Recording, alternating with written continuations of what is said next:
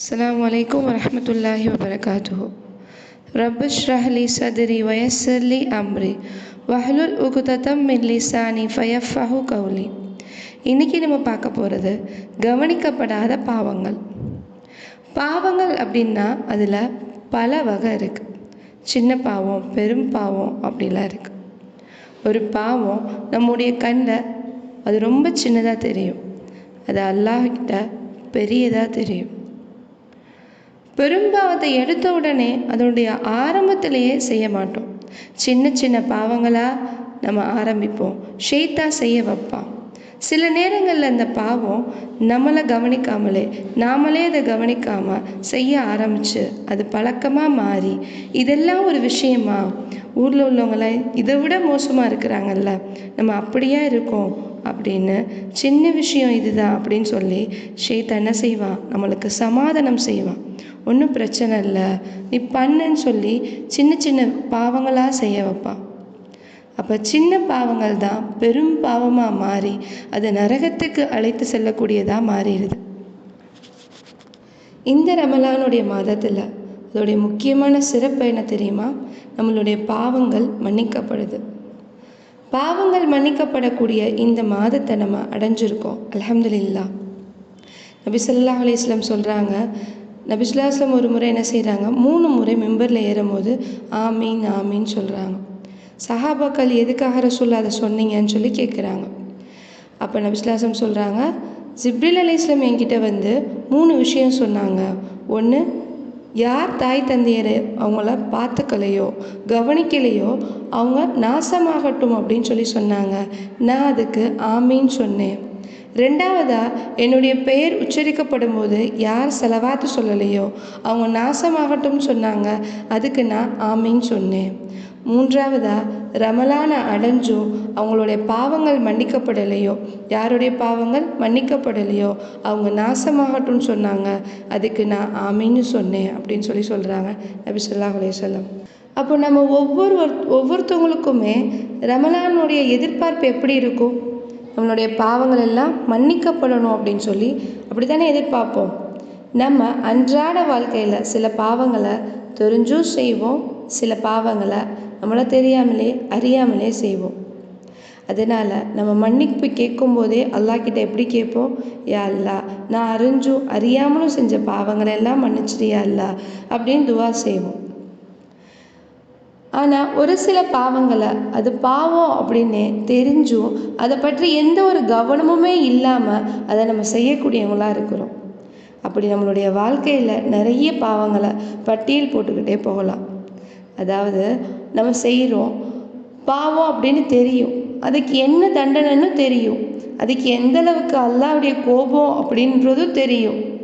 கவனமின்மையின் காரணமாக இது தொடர்ந்து என்ன செய்கிறோம், செஞ்சுட்டே தான் இருக்கிறோம் இல்லையா? அதுலேருந்து வெளியே வரணும் அப்படின்னா நம்மளுடைய முயற்சி இருக்கணும் இல்லையா? ஆனால் நம்மளுடைய முயற்சியே கிடையாது. இந்த ரமலானில் நம்மகிட்ட உள்ள கவனிக்கப்படாத பாவங்களை பற்றி இன்ஷா அல்லாஹ் நம்ம ஒவ்வொன்றா இன்ஷா அல்லாஹ் நம்ம பார்க்க போகிறோம். முதலாவதாக பொய் அப்படின்ற விஷயத்த பார்ப்போம். பொய் அப்படின்றது நபி ஸல்லல்லாஹு அலைஹி வஸல்லம் சொல்கிறாங்க, ஈமானை தின்றுவிடும், அது பாவத்தின் பக்கம் வழிகாட்டும்.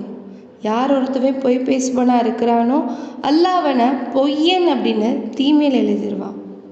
இன்னும் நபி ஸல்லல்லாஹு அலைஹி வஸல்லம் சொல்கிறாங்க, பொய் அப்படின்றது நயவஞ்சகத்தனுடைய அடையாளம், அவன் பேசுனா எப்பவுமே பொய் தான் பேசுவான் அப்படின்னு நபி ஸல்லல்லாஹு அலைஹி வஸல்லம் சொல்கிறாங்க.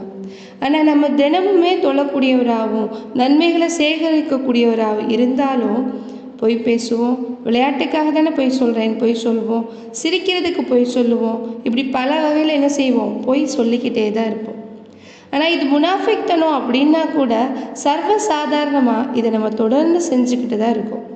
இப்படி பொய் பேசுறதுனால அல்லாஹ்வுடைய தண்டனை கிடைக்கும் அப்படின்னு அல்லாஹ் பல இடங்களை நமக்கு எச்சரிச்சுக்கிட்டே இருக்கிறான். ஆனாலும் நம்ம எந்த பேணுதலுமே இல்லாமல் சாதாரணமாக வாயை திறந்தாலே பொய் தான் நமக்கு வரக்கூடியதாக இருக்கும். நபி ஸல்லல்லாஹு அலைஹி வஸல்லம் ஒரு நாள் என்ன செய்கிறாங்க, காபாக்காரர்களை படுத்திருக்காங்க. ஒரு நபித்தோழர் வந்து கேட்குறாங்க, ரசூல்லா, பாவங்களில் மிகப்பெரிய பாவம் எது ரசூல்லா அப்படின்னு சொல்லி கேட்குறாங்க. நபிஸ்லாசம் சொல்கிறாங்க, இன்ன ஷிர்க லலுல் முன் அலீம், அல்லாவுக்கு இணை வைக்கிறது. ரெண்டாவதாக பெற்றோரை நோவினை செய்கிறது. மூன்றாவதாக பொய் பேசுறது, பொய் சத்தியம் சொல்கிறது. இது எல்லாமே பெரும் பாவங்கள் இருக்குது அப்படின்னு சொல்லி நபிஸ்லாசம் சொல்கிறாங்க.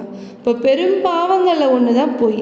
அதை நாம் என்ன செய்கிறோம்? சர்வசாதாரணமாக பேசிக்கிட்டு தான் இருக்கிறோம். அல்லாஹ் பொய் பேசுவருடைய கல்பு எப்படி ஆயிரும்னு சொல்கிறாங்கன்னா, அவங்களுடைய கல்பு இருளடைஞ்சு போயிடும்னு சொல்கிறான். அல்லாஹ் அக்பர். அவங்க தங்குற இடம் நரகம்தான். அல்லாஹ் 39வது அத்தியாயத்தில் சொல்கிறான். இன்னும் நம்ம பொய் பேசுறது, புறம் பேசுறது, திட்டுறது, அவதூறு சொல்கிறது, இது எல்லாமே எதனால்? இந்த நாவுனால தான். இந்த நாவை நம்ம எப்படி பயன்படுத்துகிறோமோ அந்த முறையில் தான், நம்ம பயன்படுத்தக்கூடிய முறையில் தான் ஒருத்தவன் நன்மை செய்கிறதும் தீமை செய்கிறதும். நபி ஸல்லல்லாஹு அலைஹி வஸல்லம் சொல்கிறாங்க, யார் 2 சதை துண்டுகளை பொறுப்பேற்றார்களோ அவங்களுக்கு என்ன செய்கிறேன்? பொறுப்பேற்றுக்கிறேன் அப்படின்னு சொல்கிறாங்க. ஒன்று 2 தாடைக்கு இடையில் உள்ள உறுப்பையும், ரெண்டாவது 2 தொடைகளுக்கு இடையே உள்ள உறுப்பையும் யார் பொறுப்பேற்றுக்கிறாங்களோ, பாதுகாத்துக்கிறாங்களோ அவங்கள நபி ஸல்லல்லாஹு அலைஹி வஸல்லம் நான் பொறுப்பேற்றுக்கிறேன் அப்படின்னு சொல்கிறாங்க. இன்னும் நபி ஸல்லல்லாஹு அலைஹி வஸல்லம் சொல்கிறாங்க, இந்த நாவை சுட்டி காமிச்சு சொல்கிறாங்க, இதை யார் தவறாக பயன்படுத்துகிறாங்களோ இவங்களுடைய எல்லா அமல்களுமே அழிஞ்சு இவங்க நரகத்துக்கு போயிடுவாங்க அப்படின்னு சொல்லி நபி ஸல்லல்லாஹு அலைஹி வஸல்லம் எச்சரிக்கிறாங்க. யோசிச்சு பாருங்க, இந்த நாவுனால தான் இவ்வளோ பிரச்சனை. தினமும் நம்மளை உடலில் உள்ள ஒவ்வொரு உறுப்பை என்ன பண்ணுமா? இந்த நாவுக்கிட்ட போய் முறையிடுமா?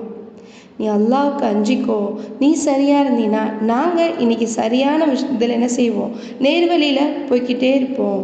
நீ தவறாக என்னை பயன்படுத்திட்ட அப்படின்னா, இந்த நாவை பயன்படுத்திட்டேன்னா நாங்களும் தவறாக தான் என்ன செய்வோம்?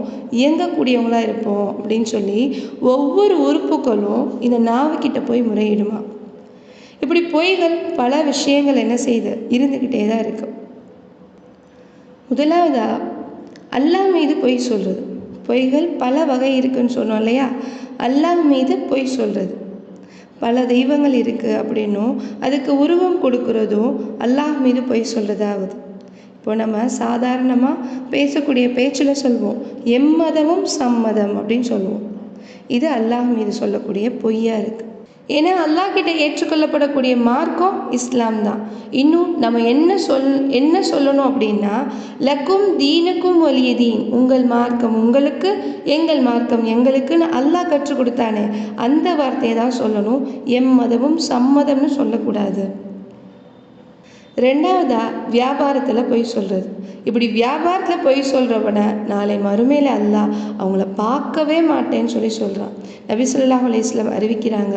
புகாரில் இந்த ஹதீஸ் இடம்பெற்றிருக்கு. இப்போ உதாரணமாக ஒரு மார்க்கெட் போகிறோம். மார்க்கெட் போனவங்க அவங்க விற்கிறவங்க என்ன செய்வாங்க? அவங்க வாங்கின இடத்துல அவங்க 10 ரூபா கொடுத்து வாங்கிட்டு வந்து உட்காந்துருப்பாங்க. ஆனால் நம்ம வாங்க போகிறோம் அப்படின்னா அவங்க என்ன சொல்லி நம்மக்கிட்ட விற்பாங்க? நானே 30 ரூபா கொடுத்து வாங்கியிருக்கேன், கூட எக்ஸ்ட்ரா சொல்லி தான் என்ன சொல்லுவாங்க? நம்மளுக்கு விற்பாங்க. அப்படி விற்கும் போது நம்ம என்ன செய்வோம்? கூட எங்களுக்கு ஒரு 5 ரூபா போட்டு கொடுத்து கொடுமா அப்படின்னு சொல்லுவாங்க. இதுவும் பொய் தான். இது சாதாரண விஷயம் நம்ம நினச்சிட்ருக்கோம், இதுவும் பொய் தான். இப்படிப்பட்டவனை அல்லாஹ் மறுமையில் பார்க்கவே மாட்டான். அல்லாஹ் பாதுகாக்கணும். அல்லாவை சந்திப்பதற்காக தான் நம்மளுடைய பயணமே இருக்குது. ஆனால் இந்த சின்ன சின்ன பொய்களால் பெரிய பாதிப்புகளும் தண்டனைகளும் இருக்கானா நம்ம கவனமாக இருக்கணும் இல்லையா? மூன்றாவதாக கனவுகளில் பொய் சொல்கிறது. நம்ம கனவு காணாத ஒரு விஷயத்தை என்ன செய்வோம்? சர்வசாதாரணமாக தூங்கி எந்திரிச்சோட ஞாபகமே வராத கனவுகள்லாம் நடந்தது போல் அப்படியே பொய் சொல்லுவோம். அடுத்தவங்க சிரிக்கணுன்றதுக்காக பொய் சொல்லுவோம். அப்படிப்பட்டவனுடைய நிலை மறுமையில் 2 வார் கோதுமைகளை ஒன்றோடு ஒன்றை சேர்த்து முடிச்சு போடும்படி நிர்பந்திக்கப்படுவான். ஆனால் அவரால் ஒருபோதும் அப்படி செய்ய முடியாது, அவருடைய வேதனையும் நிற்காதுன்னு சொல்லி அபூ ஹுரைரா ரலியல்லாஹு அறிவிக்கக்கூடிய ஒரு ஹதீஸ். சுப்ஹானல்லாஹ். இது முடியவே முடியாது, இந்த விஷயம் பண்ணுறதுக்கு முடியாது. நம்மளில் எத்தனை பேர் இதை அடிக்கடி செஞ்சிட்ருக்கோம்? அல்லாஹ் பாதுகாக்கணும். அடுத்தவங்க சிரிக்கணுன்றதுக்காக, நம்ம பேச்சு அடுத்தவங்க ரசிக்கணுன்றதுக்காக, நம்மளுடைய பேச்சு தான் முக்கியத்துவமாக இருக்கணும், நம்மளை கூப்பிட்டு பேசணும், அடுத்தவங்களை ஈர்க்கணுன்றதுக்காக எல்லாமே பொய் தான். கனவுல காணாத விஷயங்களை சொல்கிறதும் பொய் தான் சொல்கிறாங்க. பொய் அப்படின்றது சொல்கிறதுக்கு காரணம் என்ன?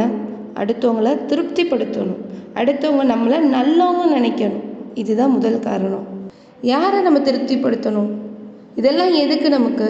நம்முடைய ரப்பை திருப்திப்படுத்தினா போதாதா? நம்மளுடைய ரப்புக்கு தெரியாதா நம்ம எப்படிப்பட்டவங்கன்னு? இல்லாத விஷயங்களை எதுக்கு பொய் சொல்லணும்? விளையாட்டுக்காக தான் பொய் சொல்ல ஆரம்பிப்போம்.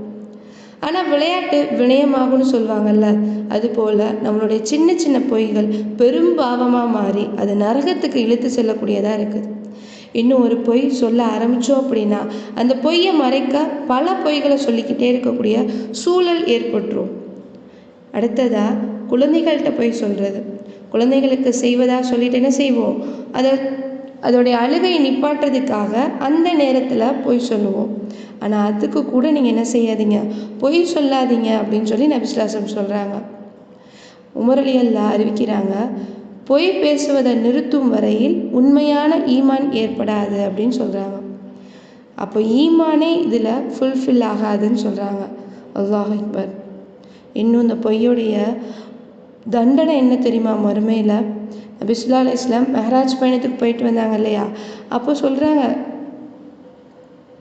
தன்னுடைய தோழர்கள்ட்ட சொல்கிறாங்க, ஒருத்தவங்க உட்கார்ந்துருந்தாங்க, நின்று கொண்டிருந்த இன்னொருத்தவருடைய கையில் இரும்பாலான கொக்கிகள் இருந்துச்சு.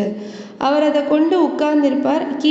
கீழ்த்தாடியின் ஒரு புறம் குத்த அது அவருடைய பிறடு வழியாக என்ன செஞ்சிடும், வெளியே வந்துடும். இப்படியே தாடையோட இன்னொரு புறமும் செய்வார். இதுக்குள்ளே அவங்களுடைய தாடையோட முற்பகுதி ஒழுங்காயிரும், பின்பு இது குத்தப்படும், அது பழைய நிலையை அடையும். இப்படி மாறி மாறி குத்துவாங்க, மறுபடியும் அது என்ன செய்யும், பிறடி வழியாக வெளியே வரும், அதுக்கப்புறம் ஒன்று சேர்க்கப்படுது. இப்படி அவங்களுடைய தண்டனை நடந்துக்கிட்டே இருக்கும்னு சொல்கிறாங்க. இப்போ நபி ஸல்லல்லாஹு அலைஹி வஸல்லம் ஜிப்ரீல் அலைஹிஸ்ஸலாம்கிட்ட கேட்குறாங்க, இவங்க யார் அப்படின்னு சொல்லி கேட்குறாங்க. ஜிப்ரீல் அலைஹிஸ்ஸலாம் சொல்கிறாங்க, இவன் பொய் சொல்பவன், பெரும் பொய்யர் அப்படின்னு சொல்லி சொல்கிறாங்க. அல்லாஹ் அதுலேருந்து நம்மளை பாதுகாக்கணும். 2002 ராபர்ட் ஃபெல்ட்மன் அப்படின்னு ரிசர்ச் செய்கிறாங்க. இந்த நபர் ஒவ்வொரு மனிதனுமே ஆவரேஜாக 2லேருந்து 3 பொய்கள் தினமும் சொல்லக்கூடியவங்களாக இருக்கிறாங்கன்னு ஆய்வு சொல்லுது. இப்போ எல்லாருமே ஒவ்வொரு நாளும் என்ன செய்கிறோம், பொய் சொல்லிகிட்டே தான் இருக்கிறோம் அப்படின்னு சொல்லி சொல்கிறாங்க. பொய் சொல்கிறதுனால மன ரீதியாக பாதிப்பு இருக்குது. பொய் சொன்னால் நமக்கு கஷ்டமாக இருக்கும் இல்லையா? பொய் சொல்லும்போதே ஏண்டா சொன்னோம் அப்படின்னு ஒரு கில்ட் இருக்கும். ஆனால் மன ரீதியாக மட்டும் இல்லை, உடல் ரீதியாகவும் நம்மளுக்கு பாதிப்பு இருக்குது. எப்படி தெரியுமா? நம்மளுடைய மைண்டும் பாடியும் ஒன்றோட ஒன்று ஒரு கனெக்டிவிட்டி இருக்குது. இதை தான் கட் பிரெயின் ஆக்சிஸ் அப்படின்னு சொல்லுவாங்க. உதாரணமாக நமக்கு ஒரு காய்ச்சல் வருது அப்படின்னா நம்ம ரெஸ்ட் எடுக்கணும்னு தோணும். ஏன்னா நம்மளுடைய உடம்பு எப்படி ஒரு டயர்டாயிரும், அப்போ நம்மளுடைய மைண்டும் டயர்டாயிரும். அப்போது எதையுமே யோசிக்க முடியாது. அதுபோல் நம்ம பொய் சொல்லும்போது நம்மளுடைய பிரெயினில் கெமிக்கல் ஸ்ட்ரெஸ் உண்டாகுது. இந்த கெமிக்கல் ஸ்ட்ரெஸ் பிரெயினில் இருக்கக்கூடிய லிம்பிக் சிஸ்டத்தை ஆக்டிவேட் பண்ணுது. ஒரு ஆபத்தான சூழ்நிலை இருக்கும்போது நம்மளுடைய பாடி எப்படி ரியாக்ட் பண்ணும், அதுபோல் நம்ம பொய் சொல்லும் போது நம்மளுடைய உடம்பு அதுக்கு ரியாக்ட் பண்ணுது. இது சயின்டிஸ்ட் என்ன செய்கிறாங்க, கண்டுபிடிச்சிருக்காங்க. இது தினமும் செஞ்சுட்டே இருக்கோம் அப்படின்னா நமக்கு ஒரு ஸ்ட்ரெஸ் ஆகும் இல்லையா? இதனால தான் நமக்கு பயம், கவலை எல்லாமே உருவாகுது. நம்மளுடைய வாழ்க்கையில் கவலை இருக்குது, பயம் இருக்குது அப்படின்னா கொஞ்சம் சிந்திச்சு பாருங்கள், நம்ம எதுக்காக பொய் சொன்னோம், எதை மறைக்கிறோம் அப்படின்றத கொஞ்சம் சிந்திச்சு பாருங்கள். நபி ஸல்லல்லாஹு அலைஹி வஸல்லம் சொல்கிறாங்க, ஒரு நகைச்சுவைக்காக கூட பொய் சொல்லாதீங்க, அதை ரசூலுல்லாஹ் அனுமதிக்கலை. அப்போ பொய் நம்மளுடைய உண்மைத்தன்மையை போக்கி போலியாக நடிக்கக்கூடிய, போலியாக வாழக்கூடிய ஒரு மனிதனை உருவாக்குது. அதனால் பொய் சொல்லவே கூடாது அப்படின்னு சொல்லி நம்மளுக்கு நபி ஸல்லல்லாஹு அலைஹி வஸல்லம் வலியுறுத்துறாங்க. அல்லாஹ் மீது பொய் சொல்லக்கூடாது, அன்றாட வாழ்க்கையிலுமே இன்ஷா அல்லாஹ் நம்ம பொய் சொல்லக்கூடாது. இந்த உலகமே வீணும் விளையாட்டுமே தவிர வேறு எதுவுமே கிடையாது. நம்ம விளையாடக்கூடிய இந்த விளையாட்டு எந்த யூஸ்மே இல்லை அப்படின்னா கூட விளையாண்டுட்டே தான் இருப்போம். இதே மாதிரி தான் இந்த இம்மை வாழ்க்கையும். உலகம் இருக்கக்கூடிய இதில் எதுவுமே நமக்கு யூஸ் கிடையாது, இது நம்ம கொண்டு போகவே போகிறது கிடையாது. ஆனாலும் நம்மளுடைய புகழ், நம்ம செல்வம் எல்லாத்தையும் என்ன செய்வோம், சேகரிச்சுட்டே தான் இருப்போம். அதனால தான் இந்த உலகம் நம்மளுக்கு அலங்காரத்தை தவிர வேறு எதுவுமே இல்லைன்னு நபி ஸல்லல்லாஹு அலைஹி வஸல்லம் சொல்கிறாங்க. உண்மை எது தெரியுமா? அல்லாஹுடைய வார்த்தையும் அல்லாஹுடைய வார்த்தையும் யார் எடுத்து சொல்கிறாங்களோ, குரானின் படி கட்டுப்பட்டு நடக்கிறாங்களோ அவங்க தான் உண்மையில் இருக்கிறாங்க அப்படின்னு சொல்லி அல்லாஹ் சொல்கிறான். இன்ஷா அல்லாஹ் நாமும் உண்மையை மட்டும் பேசக்கூடிய மக்களாக இருப்போம். இன்ஷா அல்லாஹ் அன்றாட வாழ்க்கையில் உண்மையை நிலைநிறுத்தக்கூடியவராகவும் உண்மையை அல்லாஹுடைய வார்த்தையை எடுத்து சொல்லக்கூடியவராகவும் இன்ஷா அல்லாஹ் நம்ம இருப்போம். நம்மளுடைய குழந்தைகளுக்கும் இன்ஷா அல்லாஹ் கற்றுக் கொடுப்போம் உண்மைனா என்னன்னு.